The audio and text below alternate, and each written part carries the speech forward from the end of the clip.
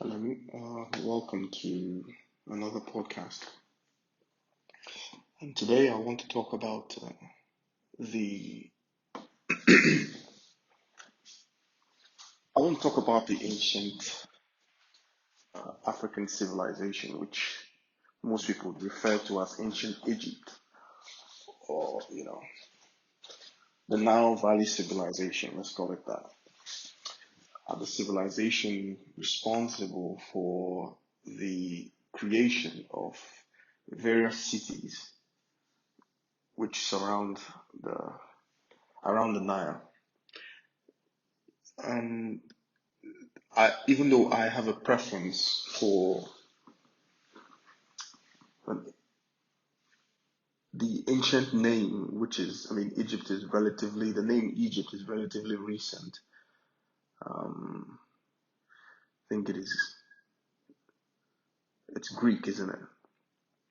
But the people of the Nile Valley civilization, they refer to themselves as the Kempnu and Kemptnu, KMTNU, and refer to their land or to their city or to themselves as the people of Kemt. So, because there are no vowels in this KMT, people usually call it Kemet, which is Kemet.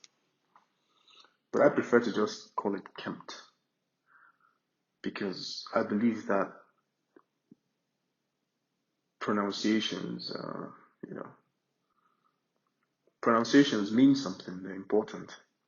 So this is how the people call themselves, and if you do the research, you find out that this word literally translates to the Black Land. And that makes a whole lot of sense because we're talking about Africa here. We're talking about the northeast of Africa 7,000 years ago. Who was in this region? It's black Africans. But today there's a whole lot of, this is a civilization that lasted 4,000 years at least that's what the general consensus is. But in my view, it lasted much longer than that. In my view, what people see today as the Nile Valley civilization, the Pharaonic civilization, was simply the ending stages of a civilization that had already been in existence for thousands of years. So the Nile Valley civilization, from my view, is just it's the showcase, the fair, the trade fair or whatever, or the symbolic statement of we were here and this is the heights that we reached. I'll get into that later, but something just like this. Now, it would make a whole lot of sense that the people refer to themselves as the black people or the black land. It's like saying, they didn't have countries then, and so they refer to themselves by what they functionally were, which is very natural. It makes a whole lot of sense. The idea of a country and or a nation state, these were not ideas that were developed until relatively recently.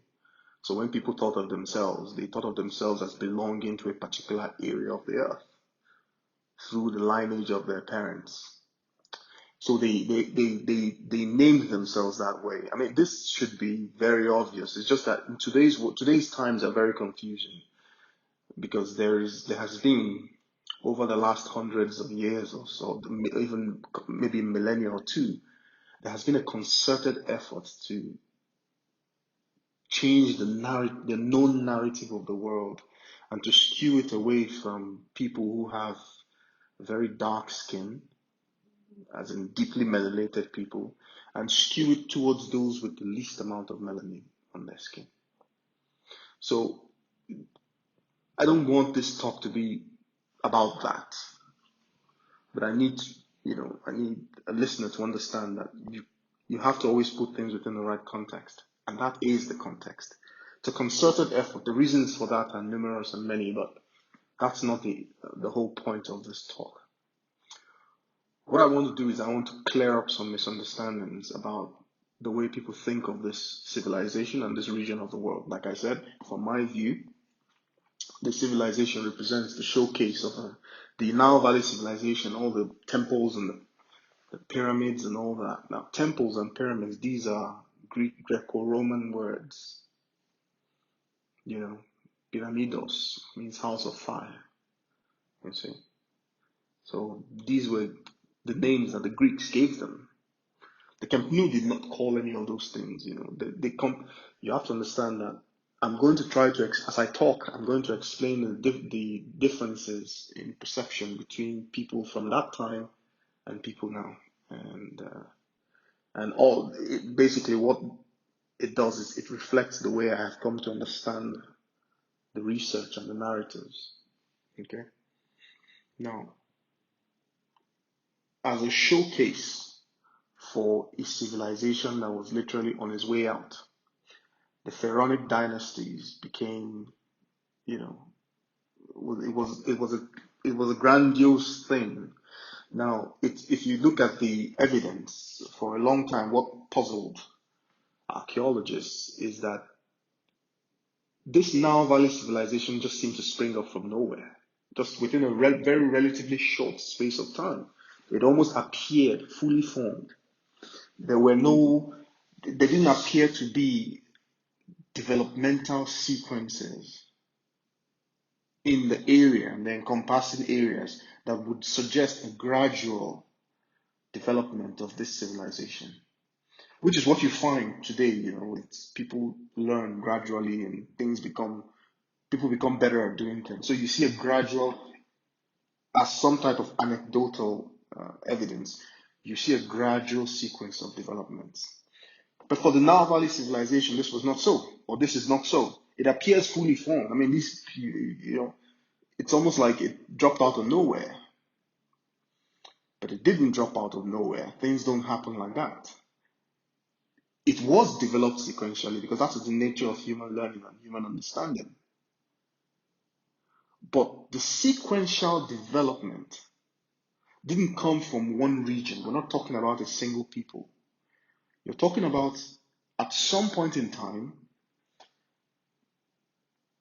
Black Africans began to move towards, maybe it was due to climate change or something.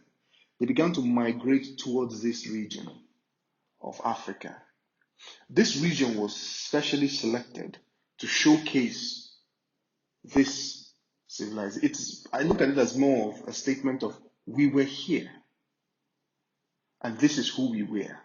Now you don't go into that, you don't go building that kind of project if you know that at some point in time you will no longer be here. And it's not that Black Africans didn't disappear.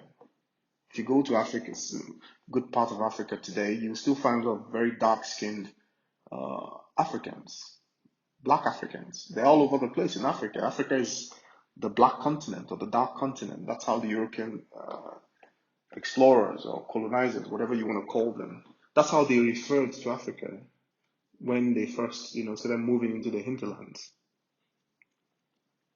So when you say, oh, the black continent or the dark continent, you don't mean that the soil is black or the soil is dark. No, you're referring to the nature of people that you met in that area. It's the same thing how the Camp Nou called themselves, translated themselves, the black land, the black people. But if you go into modern discourse today, or whatever it is that is published these days as credible research, you would hear the translation of the Camp Nou or Kemet as meaning the black land, meaning referring to a patch of silt soil, black, dark silt soil that is washed up by the Nile and deposited by the Nile along the banks. That brings fertility and all sorts of nonsense that they try to attach to this. This is ridiculous. But they do that because that's why I said this podcast needs to be put within the right context of a multi-millennia, multi-century attempt to change the narrative of the world by erasing the past and rewriting it within a new context. Of course, it's a lie. I mean, because I mean, almost all the history we read and learn about is